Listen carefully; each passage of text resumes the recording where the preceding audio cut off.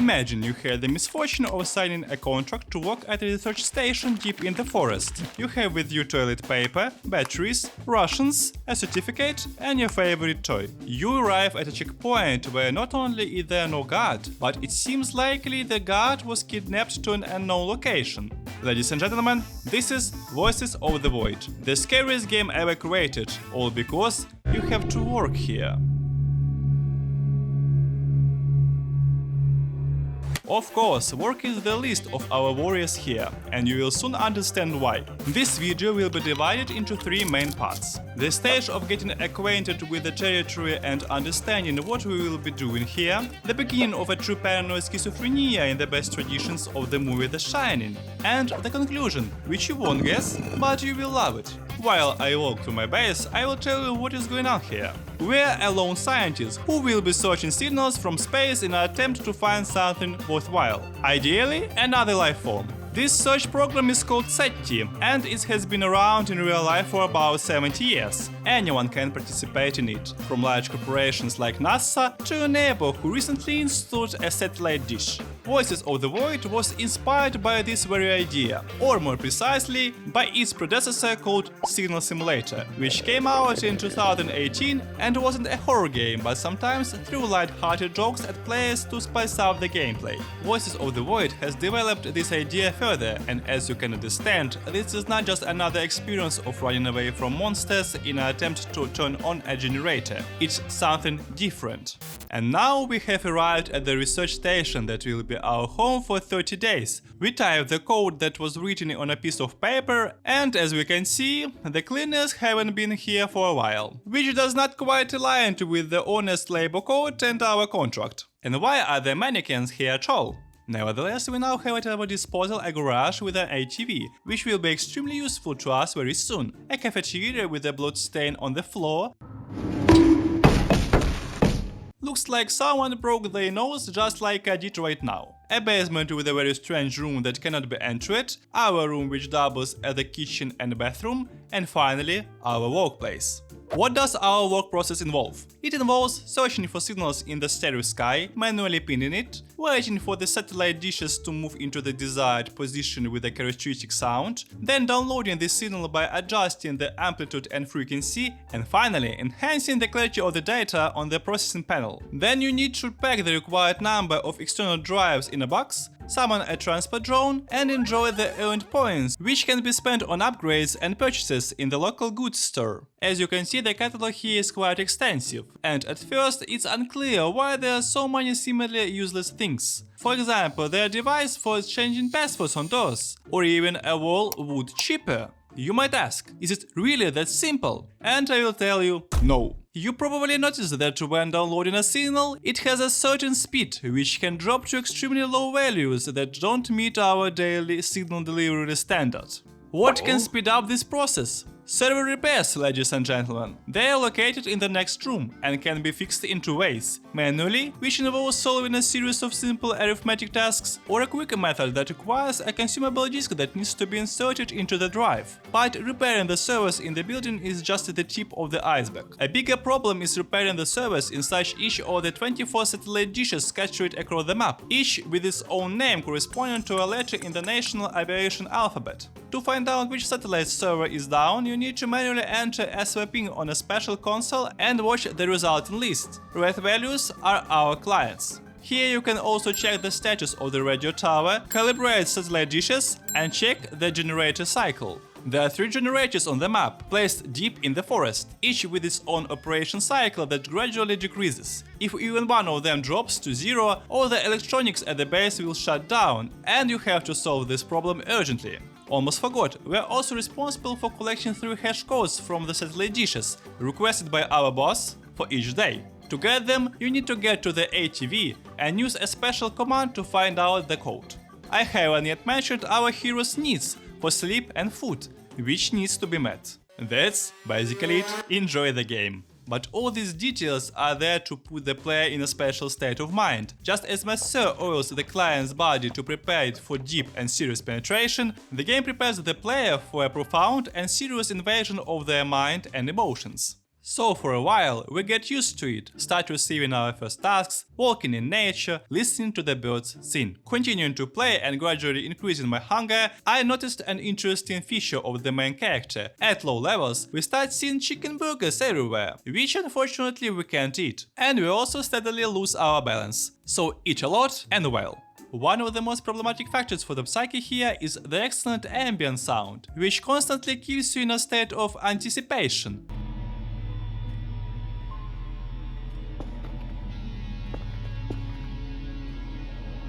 But nothing happens. The next interesting thing I discovered was a slightly open hatch on the ceiling. There was clearly something inside, but there was no way to get to it. For the next 2 real-time hours, I immersed myself in the work process and enjoyed the local nature. By the way, during my travels, I had to carry a huge map with me to optimize my route between the dishes, which is a small detail but adds its charm. Later, I bought a GPS for this. Overall, nothing bothered me so far except the constant loneliness and fallen branches from the trees, which sound more like a fallen wardrobe than a simple crunch. Soon, the game punishes me with my first death because I thought it would be a good idea to press a C button in the doorway, which for some reason results in losing balance. But never mind, let's load the save, set the singler to download, and while these 3 megabits are loading, heat up some shrimps in the microwave and enjoy a tasty meal. The next strange occurrence is a power switch turning off and a strange bloody find near one of the generators. God knows what it was before. 10 seconds later, I faced another untimely death due to a twisted ankle.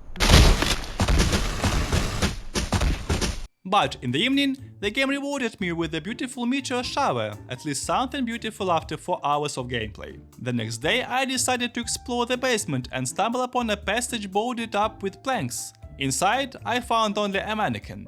Meanwhile, strange dots started appearing on the radar, but I can't investigate them yet. The first suspicious episode happened that evening when I heard strange footsteps on the 2nd floor.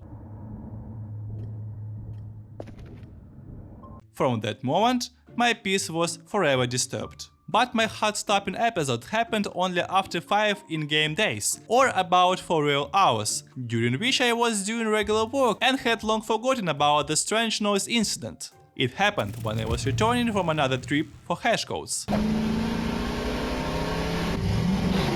What the hell?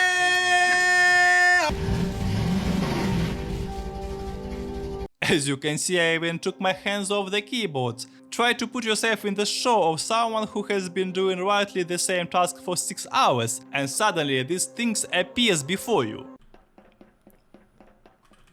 Hello? Oh!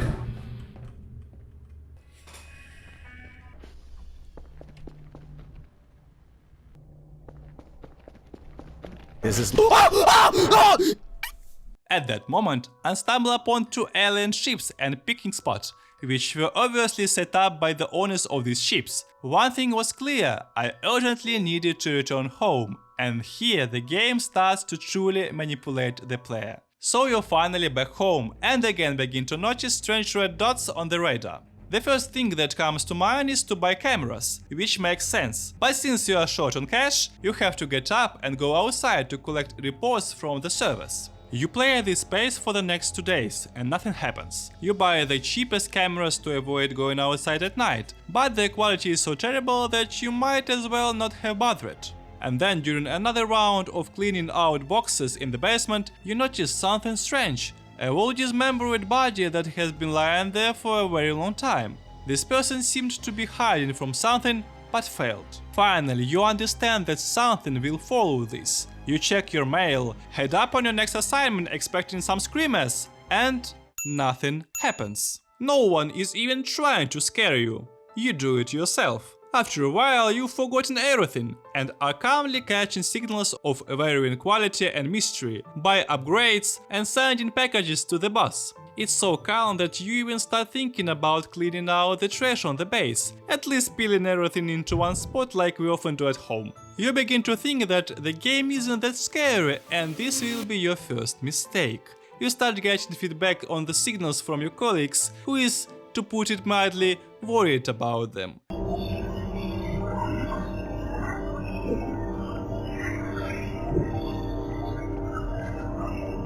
Your state of mind becomes again slightly unsteady. Your brain more frequently starts thinking that it sees something, and who knows, maybe it's true. On the radar, you see that strange red dots are getting closer to your base, but upon reaching their location, you find nothing but grass and trees. You keep yourself busy with cleaning or something similar to distract yourself, and it helps. After completing another chain of tasks, you go to bed and see flickers of light in the next room. You get out to check and realize that all the mannequins are gone. It's tense, but without them the place feels more spacious. The ventilation starts to smell, and you realize that this is probably food is hidden there. You expect something new today, and again, nothing happens. Your work continues, night turns into day and vice versa. In an attempt to entertain yourself, you buy a grappling hook to reach the ventilation, and voila, everything blows up to pieces. This stuff is fire. In the ventilation, you find a hiding place belonging to your predecessor, who also suffered from strange silhouettes. You start further investigation on the roof and find a clump of flesh hidden under a wooden pallet. Messages from unknown users with incomprehensible content starts appearing on your computer. You feel uneasy, realizing that the game is beginning to play with you. And for the next 3 hours, nothing happens. Fantastic, isn't it? Do you understand what they're trying to do to you? They're trying to take away your solid ground, to scare you with your own mind. And damn it, they're succeeding. Besides working with the satellite dishes, our protagonists can also visit numerous interesting places. For example, there is a bunker with a locked hatch that can be opened. Here we found a note from some German doctor who marked his stash coordinates with a fishing rod. Another place has a super deep hole with a strange signal recorded from it.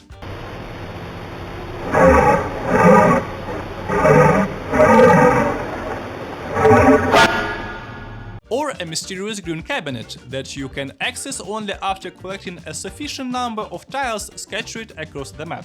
As you understand, this is an obvious reference to SCP-432, the labyrinth in the locker. And even the markings on the doors hint at the SCP Foundation logo. The game developer clearly knows his... Do you see what I see? Those are our mannequins!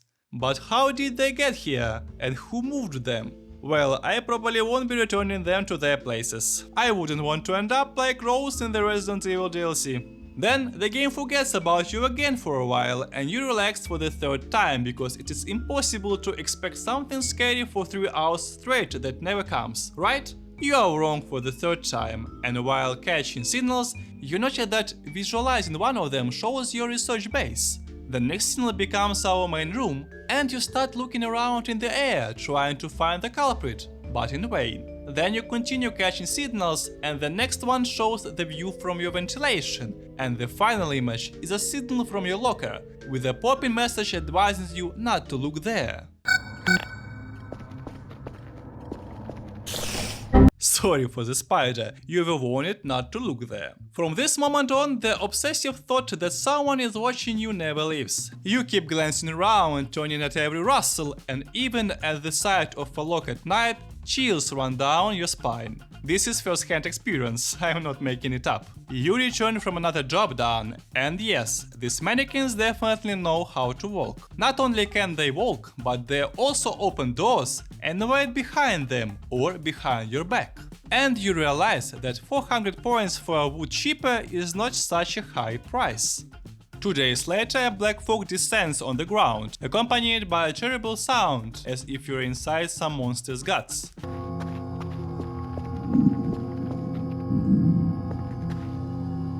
And only by looking into the strange white eyes outside does the fog disappear. The very eyes, by the way, that are drawn on the 2nd floor.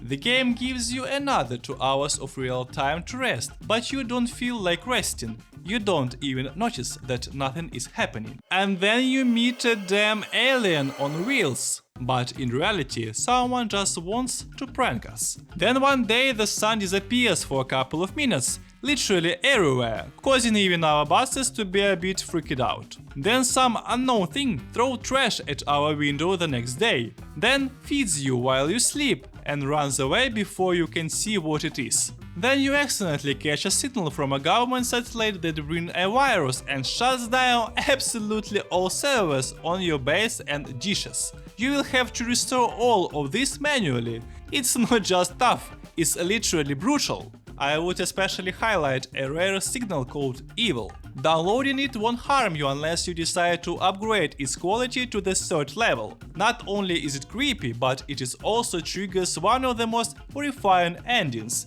which happens if you don't delete the signal from the disk and computer. Was this here before? Oh! Jesus. Fuck. All your saves and progress are completely erased at this moment. Another interesting thing is these fireflies. Oh my god! No! Wait! Is this my head? Is that my leg? Oh god, no! Or maybe this.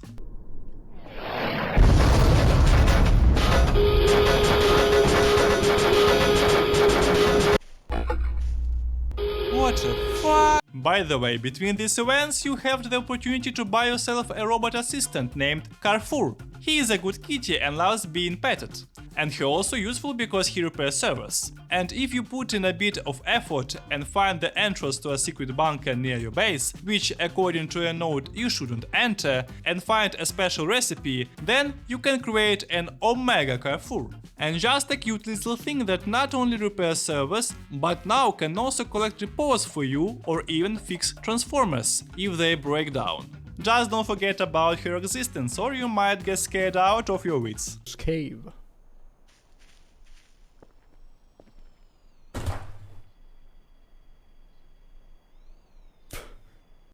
Let's get back to the events, of which there are more than 40 for you, all made with love. And I haven't even mentioned the nightmares. But who is behind all of this? Who draws the pictures on our walls and pulls all these nasty and not so nasty pranks? For that, we need to visit an interesting place between satellite dishes Victor and Papa, from day 17 to day 21. This is where the mysterious treehouse construction will begin, obviously by the aliens on the ships we saw earlier in the first days. Who are these mysterious creatures? We will find out the truth through this poster. But first, I will give you a chance to guess for yourself. Is it space squirrels who came to plant the entire Earth with acorns, cat girls who are eager to meet us, a superior race of chickens who came to avenge their ancestors, or just regular aliens like in the movies?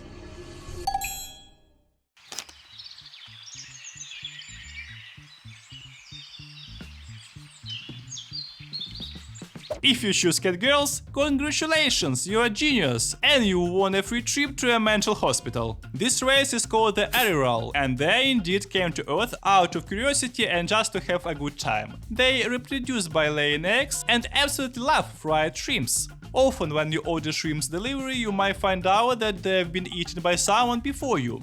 It was the cat girls. The Ariel are very interested in the main character, and from this stage the game turns not just into a horror game but into a dating simulator, where shy cat girls try to make contact with you in various ways. But these are not the only creatures we met in the game. Besides the incomprehensible scary entity or entities, there are also the Rositals. They are friends with the Ariel and are the ones who send the obelisk with the warning to the cat girls about the arrival of killer fireflies. And they also sent a huge three-legged pyramid that exterminates these fireflies. A cute Rosital scout named Saltamia will lovingly clean your bike on the 38th day of your arrival. And amidst all this chaos of interaction between different creatures lives our main character.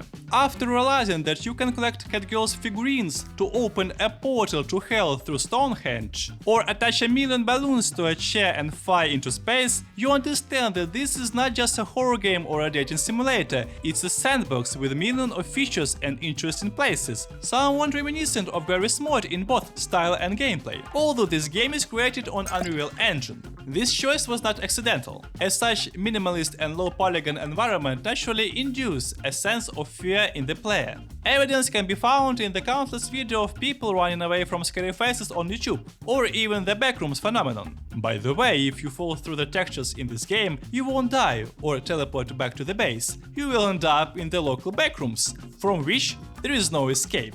If you want even more fun, you can enable fun commands in the settings. For example, you can spawn a fun cat named Maxwell on the map, which you can find by the song he emits. You can take him with you and hang him on a string, just to be sure that he will not be eaten by cockroaches. There are many other good commands. Here is an Amogus, an image of the Ariel leader Argemia, or the cat Flopper, for example. But whatever you do, I warn you, do not enter this command.